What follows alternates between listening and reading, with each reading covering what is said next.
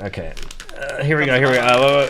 Nah, I had this feeling, bro. Yamu's and Cobb next to it. It feels really awkward when you're the Leviathan, or I should say when you're the Kings here, because you know the Leviathans are going to get something Hazer that is just such a high priority.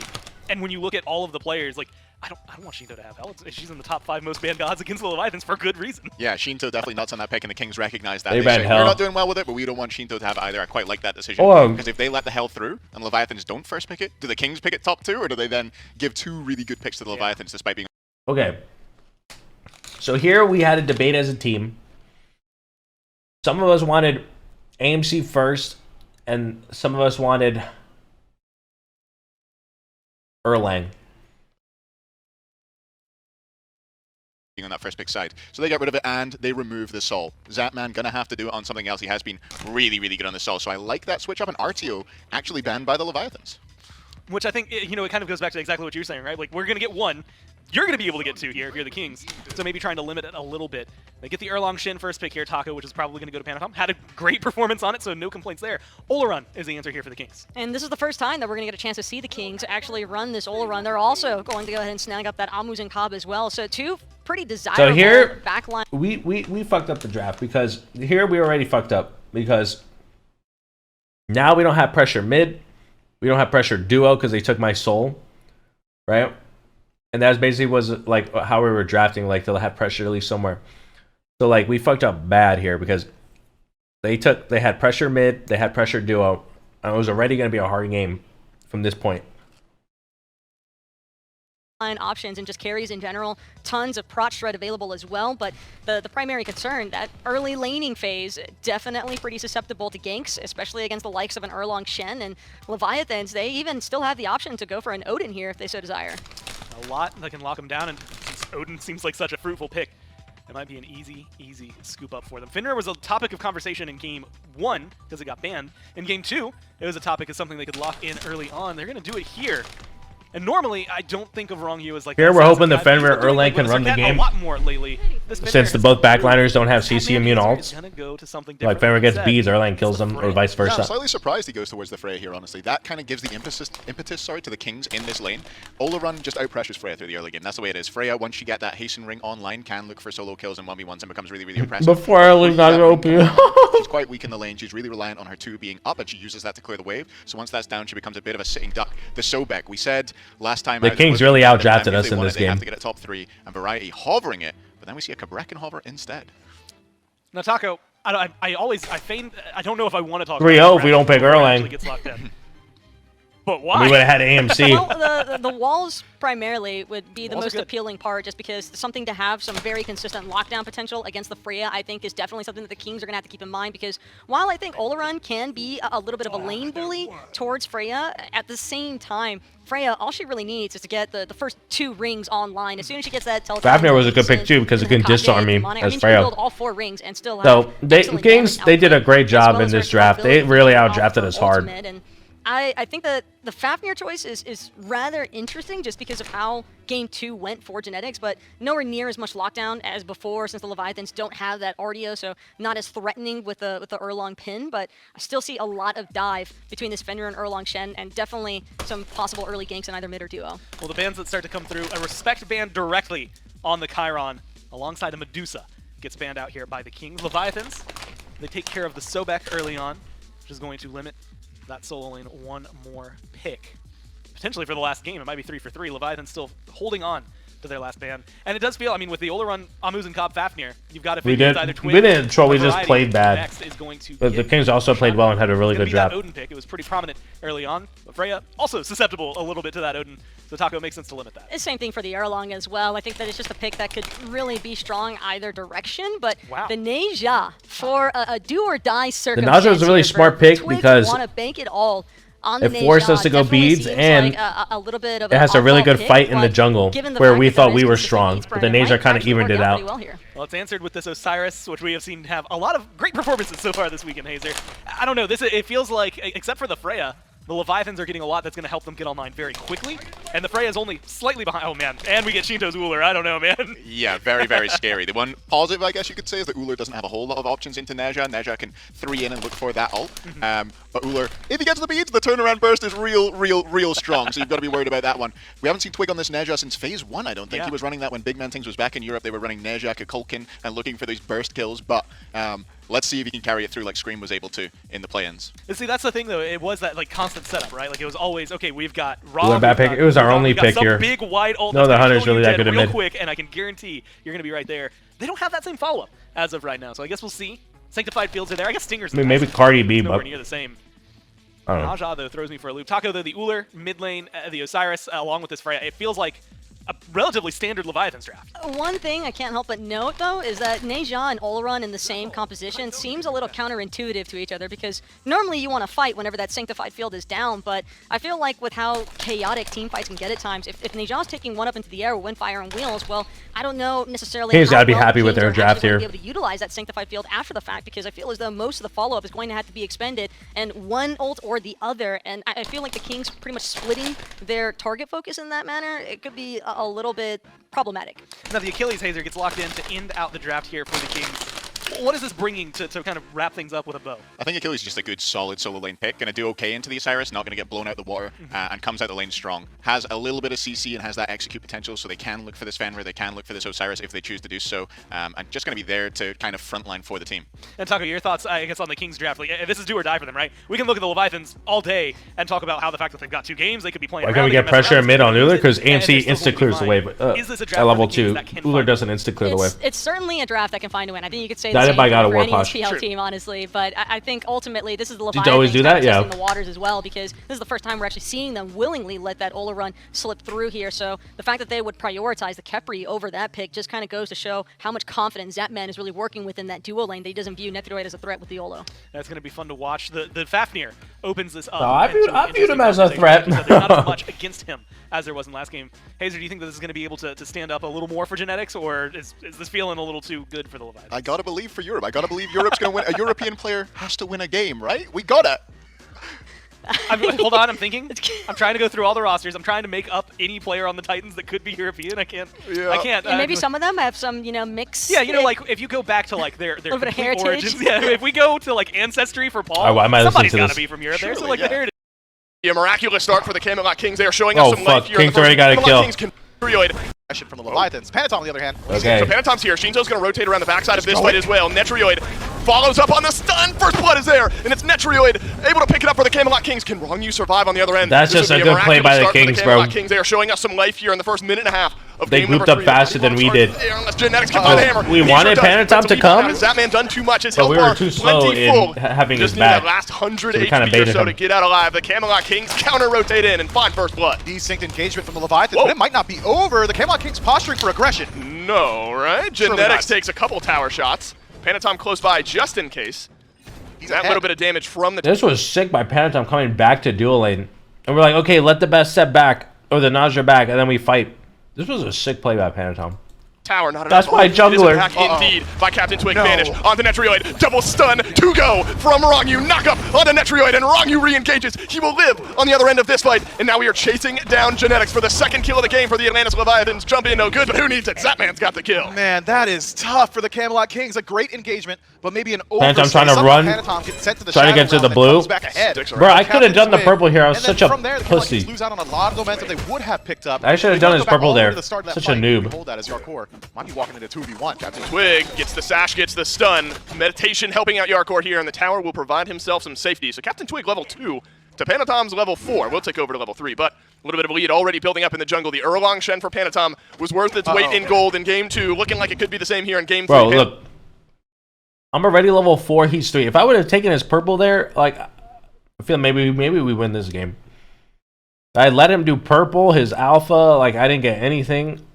That was just really bad by me. I don't know why I was so scared. I think I knew the aim to see was that red, and I was only level 3, and I do the purple slowly, but, dude, man up, Steven.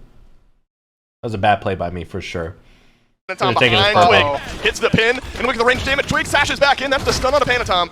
but turtle form will get him out and alive. Surprised to see Panatom not decide to chase that one out. I thought he was holding on to the transformation just until after Variety uses the stun, but instead transform to the turtle. Maybe doesn't like the Doesn't matter that I'm pre-level 5. I could have done the purple. I knew they were dead. They just revived. I just got too scared.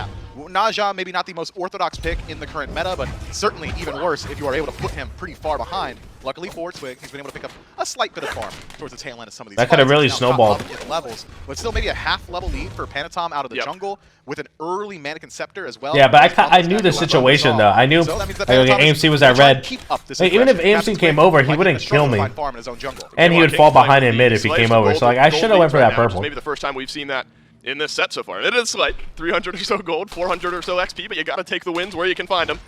And the first blood might be making a bit of a difference there for the Camelot Kings. The good news is, for the mid lane specifically, Big Man Ting's one of the best, most consistent mid laners in this league. We have not seen him in this set. Panatom made sure of that in game number 2. The Erlang Shen has not made its way mid yet. Big Man Tings has been able to survive, but now there's a 9 turns blessing online. Red buff about to be up. No good from Captain Twig on the sash. Panatom might be able to re-engage and look towards this red buff. Captain Twig successful in the secure, but Big Man Ting's losing out on that. I would've been too scared there also. All this fight potential for about a minute or so while we wait on that cooldown. The Camelot Kings, though, are doing much better throughout the early game than what we saw in game 2. This pacing a little bit more reminiscent of what we saw in game 1. Sure, more kills. I think we could have done something there, maybe. Gaps are concerned, just about none right now. No Stinger. Fafnir was level 4. We had Fender 5. Waiting for one of these two junglers to find their engage in this lane. Naja now with the Windfire Wheels, level 5 for Panatom. 9 turns blessing, make it level 6. Back closer to even. That's just the semis. Jotun's Wrath is there for Captain Twig, so you can send out those ultimates early and often. Should hopefully have some good priority targets here. 3 sets of beads is what we've got. Panatom, Shinto, and Zapman all have got a set. The Captain Twig looks to burn some of those away. Slight difference in the build between these supports as well. Sovereignty early pickup for Genetics, going to get a good deal of physical defense, which means that he should likely be looking to fight around Rongyu and around Panatom very shortly, whereas Rongyu himself seems to be going more so towards that tried and true traditional Gauntlet of Thieves pickup. Going to be a little while until he gets the full defense stack from that, has to stack up that item. So for now, I think King's 1k ahead of us. They get both Scorps. The more aggressive of the two supports. I'm interested now. If both teams have kind of had their fill in the first minute of the game, both teams maybe saying, all right, a little too chaotic, a little back and forth on the left side of the map. Let's pump the brakes for another 9 minutes, see how these teams scale up.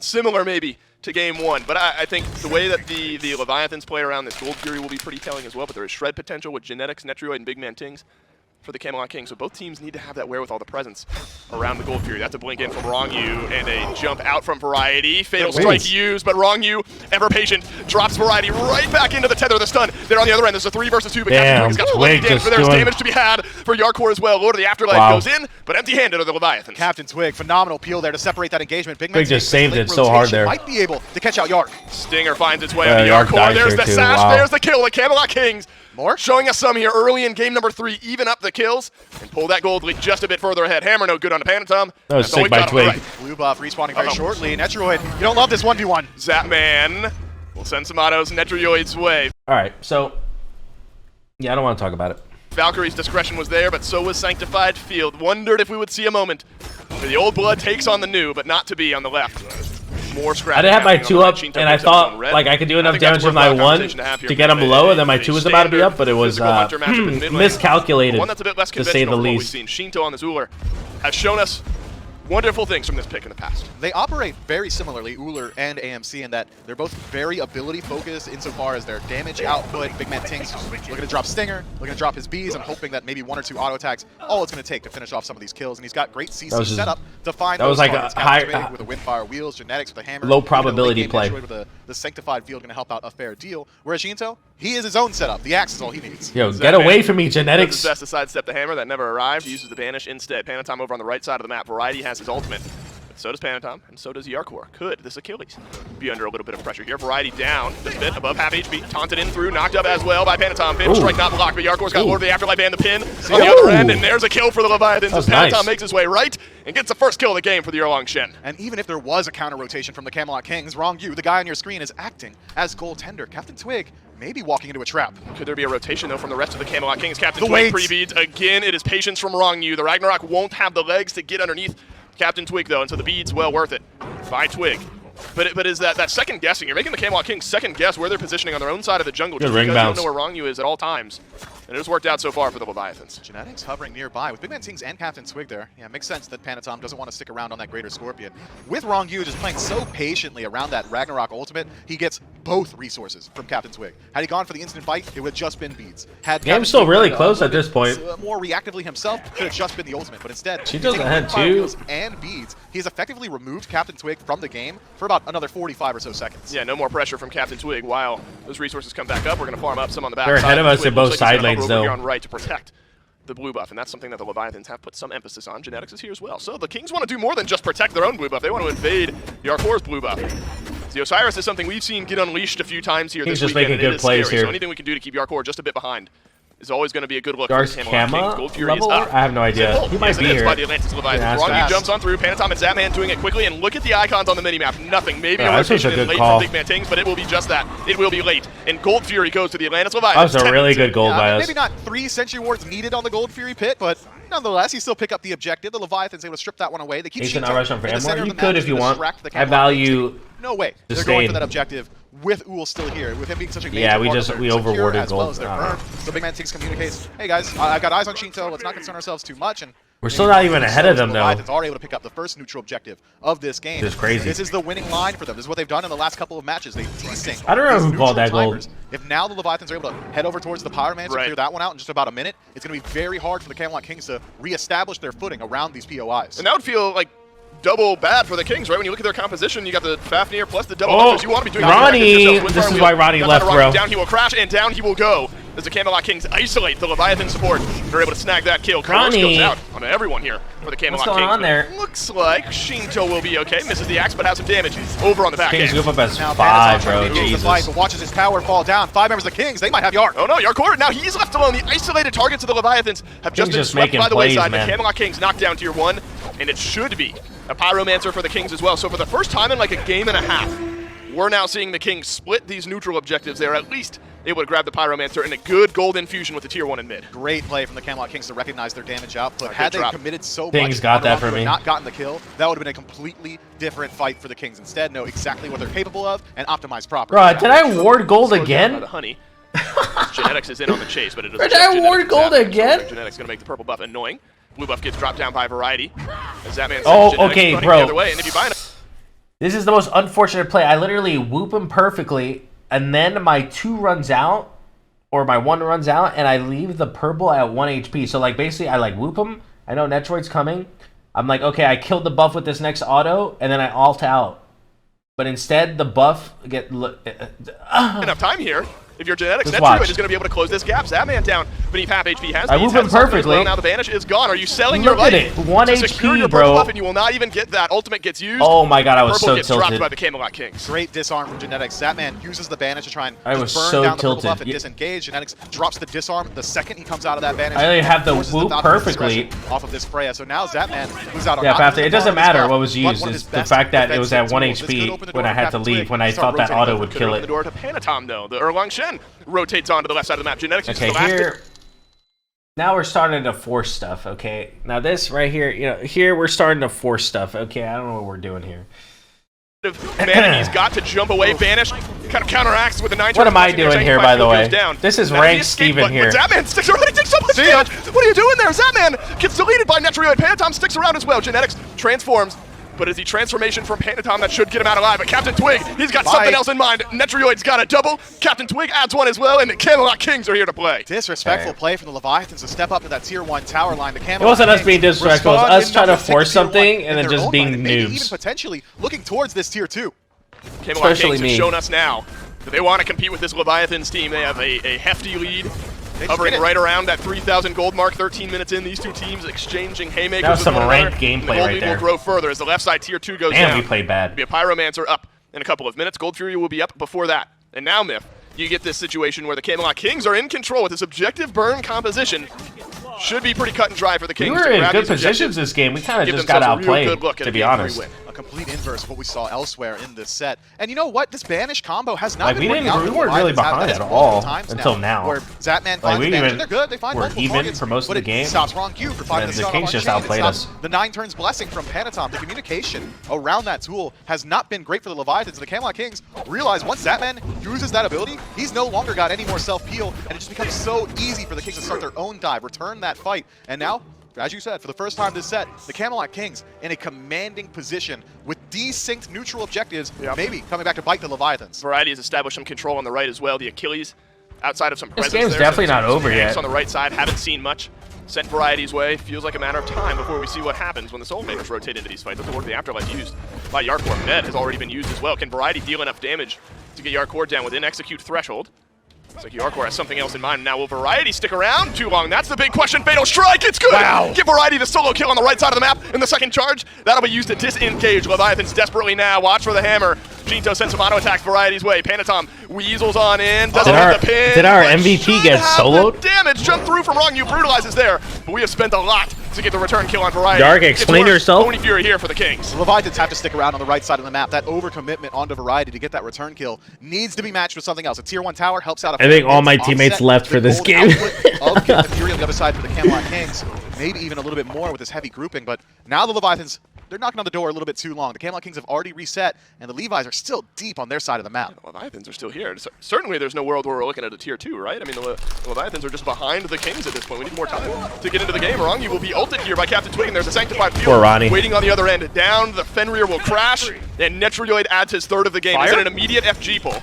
Fire Giant says, yes, come on, bring it on. The Camelot Kings, not so sure just yet. These are the moments where these games can turn around. This is dangerous. The Camelot Kings are still healthy, but they've already utilized a lot. Sash hits from Captain Twig and is on to Panatom this time. Yarkor's got the tether out onto the Naja, but the Naja will back away just fine. Yarkor not looking all that tanky right now. Now Zapman has been left alone. Valkyrie's discretion gets used. Netroid wants to run down the solo kill on left, but watch out. The rest of the Leviathans are here. And the Camelot Kings go ahead and reset themselves all the way back to the Fire Giant. The Leviathans TKO'd. This one's going the way of the Kings. Great play to force out the Leviathans. They did not leave it up to risk. They only generate threat by initially pulling the Fire Giant. The Leviathans are forced to respond in numbers, and Yarkor is not tanky yet. He can't walk in. Zapman goes up into the air, doesn't even fire a return shot. He's so focused on escaping the dive of the Camelot Kings. The Kings, they're not happy to go down 3-0. They're going to force this one further on, as long as the Leviathans don't get any say. Looks like we've got ourselves a set here, Miff. When Yarkor has looked the opposite of tanky here as of late, the Osiris has been far from the raid boss that we've seen Osiris be so far this weekend. And now, with a hefty gold lead and Fire Giant on 5, Camelot Kings have 2 exposed Phoenixes. Thanks to that push earlier on, remember? You push down both tier towers on the left. And so the Camelot Kings have established a win condition already in both left and right on the map. Leviathans. So here we got to get the jogger. We're trying to get all their buffs. They're going to have to be back on their side of the map to defend. And so at least in the meantime, they'll take away some of the jungle. And you're hoping that the I'm trying to farm out my demonic grip. Or that full rotation deal that much damage. Hopefully Freya can start to catch back up. It's going to be hard to compete, though, with the 4-1 Olera. Already having 3 rings for Zapman feels pretty good at this point. His damage output, nothing to be scoffed at. Likely doesn't win the 1v1 up against Netroid or Big Man Tings, but just the damage output can help out a lot on these defenses. But the Leviathan's composition is not necessarily well suited to a base defense. They don't have standard AoE damage. They've got a single target hunter in mid. They've got essentially single target damage from Freya as well. So it's all about who are they isolating, who are they applying this Ragnarok to, whether or not Panatom is able to create space with Yarkor, and then allow these single target damage dealers of the Leviathans to hit these targets. Where's the Camelot Kings? Double hunter composition? Whoa, that's a lot. Banish onto Twig. The last tower shot's out there on the other end. Panatom chasing him down. Sanctified Field takes it to go. Finally, Twig goes down. Both junglers.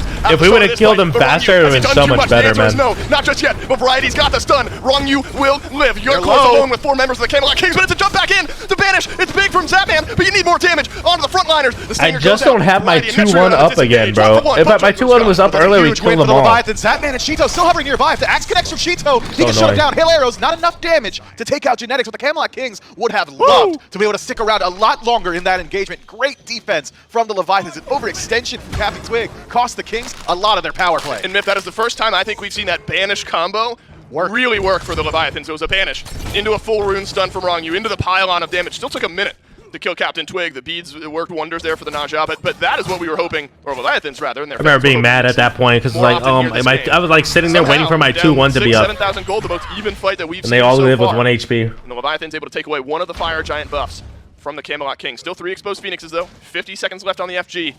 Judging by the posture here, Miff, it seems like the King's happy to take a deep breath after 1 repelled defense. Might be looking at the next Fire Giant in a minute and 45. And they are still incredibly favored in these Fire Giant pit fights, the Camelot Kings, that is. but we've seen now that the Leviathans are able to make proactive plays on the map. That was a proactive defense from the Leviathans. They step forward and take just give CDR on their now. own footing. And the Camelot Kings, seems like they weren't really expecting it, didn't it? It was Captain Twig who steps a little too far forward. Genetics forced to dive in to peel him out. Variety goes very, very deep trying to find the execute on the wrong. Here it kind of just, you know, we're fishing for stuff. We're like looking for stuff. The fight back, but maybe not fight back so well that they want to group up around the Gold Fury. Fire Giant, likely going to be a different story, but Gold Fury at this point, not really worth risking your lives. Let's talk some power spikes here, Miff. When Shinto hits that Titan's Bane, pivotal in the late game build of this Uller in the mid lane. So Shinto's in a good spot. And how about this from Big Man Tings? Transcendence into Crusher. Not all that surprising, but a fail not an item we get to see all that often. Could be working for BMT. That is a lot of stats for you. You've got crit, you've got pen, you got everything you need from Fail Not, and when you apply that ultimate, you're going to be critting a little bit more often as well. Considering how Big Man Tings has been playing this AMC, it's a lot of, all right, Twig, who you got in the air? I'm going to kill them when they land. Fail Not fits that play style incredibly well. And you can see it even reflected in Captain Twig's build. He's gone for a very bruiser-centric style. Gets the Caduceus shield, a little bit of additional healing, Mantle of Discord, also has the shifters. That means that he's acting very much as a bruiser. He's just an initiator. If Captain Twig is landing his ultimate and taking somebody up in the air, he could die immediately afterward, and he's already gotten the value. Miff, what are you gathering from the positioning of the Leviathans right now? Fire Giant is up in 10 seconds. We know how fast the Camelot Kings can do this objective. They've got Fafnir, they've got Frenzy. I mean, at this point, we're just trying to find as much farm as we can. We're doing a pretty good job of keeping the game relatively close. Trying to run down a Phoenix maybe in the meantime. The Kings can. I'm gonna try to defend FG here. So the Fire Giant gets pulled by the Camelot Kings. Looks like there's gonna be no defense from the Atlantis Leviathans. I forget now why. Members are going back. Are you hoping for is this a bait? A pick here on the left side of the map? Najah will be walking out of the base. It's gonna be Captain Twig. Will the Mist do some work here? Yarkor We could have maybe, yeah. Play that is not to be. The Camelot Kings get Fire Giant on all 5. And the Leviathans open We up definitely could have maybe tried to defend fire there. Positioning by the Leviathans. I got really excited how Zapman plays that one. So we didn't defend it because we felt like our defense was so good last time, and we were. I think that's basically what it was. Like we were like AK down or whatever, but we defended it really well last time. So we're just trying to get a bunch of gold back, and by split pushing towers and getting all their buffs and thinking we could just defend again easily. He shows himself in the lane just while we catch up in gold and, you know, finish power spikes. He'd already had his teammates, stuff like that. Is set up in the jungle, in the lantern, waiting to see if maybe Captain Twig, maybe Variety. We could definitely have to try to defend there. Had they for done sure. so, you strip Fire Giant off of a couple of those frontliners, makes it much, much harder for the Camelot Kings to siege out. So instead, it's a very safe play from the Kings. I'm not sure if they were privy to the fact that the Leviathans were set up in the jungle already, or if they were just playing cautiously nonetheless. But either way, I really like that from the Leviathans, because I don't love their odds in a Fire Giant fight, to be sure. Just not exactly where you want to fight, especially considering how strong Netroid's ultimate is. And also, I don't think we thought we had a better jungle fight because of the nausea and Oloran. The Leviathans pick up some farm on the map and open up the door for potentially a return. I feel like we're feeling pretty strong here. Opportunity there for the Atlantis Leviathans, but now the Camelot Kings regain control, some semblance of control in this best-of-5 set. A must-win Game 3, which will be followed by a must-win Game 4, and then a must-win Game 5. There's the banish onto Big Man Tings, but there's no follow-up this time from the Atlantis Leviathans. BMT holds on to both of his actives. Camelot King starting to walk forward towards his left side Phoenix. Man, Big Man Tings so annoying here with the honey, but there's a transformation from Genetics. That's the go button. And there's the frenzy, and how much damage I took there for no reason. Deal some damage to Yarkor on the front of this fight, but the Camelot Kings will disengage. That does a lot of utility. They take damage because the Camelot Kings use to get rid of that left side Phoenix. Luckily, Genetics is the axe proc and just like long range. So it's going to be Achilles one just did like 300 damage to me. I expected Genetics to just kind of stick around, try and force it while they still have that additional power spike, but instead it's going to be a slow, methodical play here from the Camelot Kings. Nothing expended by the Leviathans. Every relic and ultimate still up. Another thing to note is they have healings here with Oloran and Nasha there for the Camelot Kings. The beads, the most important factor here. A banish followed by a runed stun by Rongyu, followed by a Ragnarok onto a beadsless target is a death sentence. Camelot Kings don't have to worry about that death sentence. That is not something they are on trial for just yet until those beads are gone. Twig eats the pin.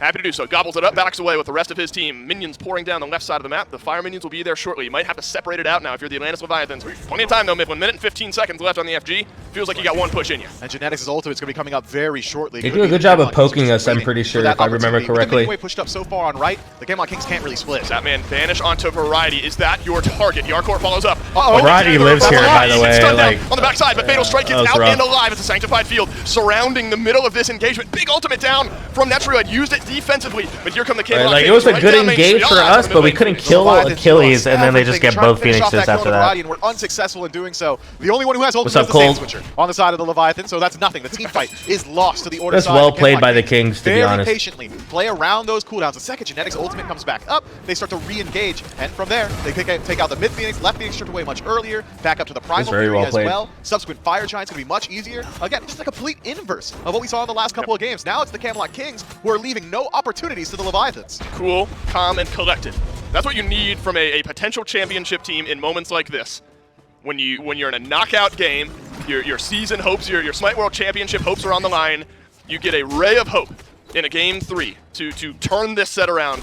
You have to play this one calm, and you have to play this one smart, and that's what the Camelot Kings have done. Netruid has stepped up huge in game 3 here in this best of 5. You're putting a lot of weight on the shoulders King's second best of an team over. Overrun. I don't know how they You would have throw done that high against priority the over to Netruid. He has to step Titans. up, and step up he has. He is Yeah, they 5-1. were Going the into hardest final team minutes of this because they game. actually Five beat minutes us have been on a point. single That's time, set. right? And The game 4 vanishes was from really Zapman, close man, too. they're starting to connect just a little bit more frequently. They are, but the damage output. I would still say the Leviathans Titans is were struggling the to find second priority best team. targets. Every single time they find a pick, it's Yeah, but yeah, the Twig, Kings were who's harder already a in this tank, tournament doesn't really specifically. necessarily need to be there for these sieges to go well. They drop Variety low. That's because Variety's allowing you to hit him. He's in your back line for a reason. Genetics has been taking a fair deal of damage and stealing away the attention of the Leviathans, but Big Man Tings and Netroid have gone unscathed in these engagements. Specials for This is the Naja. first time we've seen the Fail Leviathans not group up this heavily special. for a Fire Giant defense, though. Maybe some steal potential, maybe some team fight if they can catch someone straggling. Yeah, but you got to make your decision at some point here if you're the Leviathans. You got Probably two Fire because of Minion the fail waves now, yeah. on your doorstep in the mid lane. You got one over on left as well. That'll reach your base here at some point. And maybe even smart Or here he from the change game. his Fire Mancer's roster? up. This one's quick. This one's I mean, easy. I don't know. Look at this grouping. They're on a from the ward. Leviathans. Maybe they don't want to play Backside with of me the Fire Giant again. pit. But that is something the Camelot Kings Maybe know. they- That Fire Minion wave is going to reach the Titan We'll right see. now. Hopefully- Your left side Phoenix hopefully is we gonna stay get together, taken but down we'll by see what that Fire happens. Minion wave in just a minute. That Fire Giant went down way too quickly, and what's most important, Camelot Kings use none of their burn to get it done. Rongyu has got to get out. He's got to get out alive. You hope you can save your left side Phoenix. You can't. Cool. Lose a little bit of Titan health in the meantime. Nice try from the Leviathans with a great ward from Captain Twig, spots out that 5-man grouping, and the Camelot Kings, they just elongate that fight. They say, hey, we're not going to pull the fire until your base is being invaded. It's a 5v4 right now. Is Panatom is all the way on the left side of this fight. The other 4 members of the Leviathans grouped up around the right side. Look at that damage by Achilles, This one, bro. Variety needs to stay alive, though. He The tether's out. Oh, the Captain Twig, he's gone back in on a Zapman. He The just Zapman ones barely me, stays alive. and I'm Oh, half he will. HP. He'll end up These surviving, tanks are but he is so TKO'd. He has got to broken. leave this fight. Zapman calls the bluff, holds onto his beam, so Captain Twig finds a different target, and it's the Super Kings going in. thunder- Take the Thundering 5 shield axe, down. man. Netruid rampaging through the end of this game. The Kings have the damage. That's They've actually got so the legs underneath broken. themselves. All 5 members rallying around the Titan, and this is an afterthought. The Camelot Kings likely pushing us on to a game 4, but Panatom stays in it. The Kings have another couple members alive, and the Camelot Kings. Damn, send us to Genetics a game popping 4. off. High What? energy win for the Camelot Kings, and a decisive Look at one him, bro. that. If they were to take a game in game 3 that had to look like that, that has inspired faith in not only me, but likely the fans and themselves, that they still are in this set. The Leviathans can bleed, and the Camelot Kings made them. Myth, I got something for you. Oh, yeah? That was a You cool ready pop for it? off, honestly. All right, hold on. Oh, boy. All right. You just stay where you are. Glad we man. got that game over with.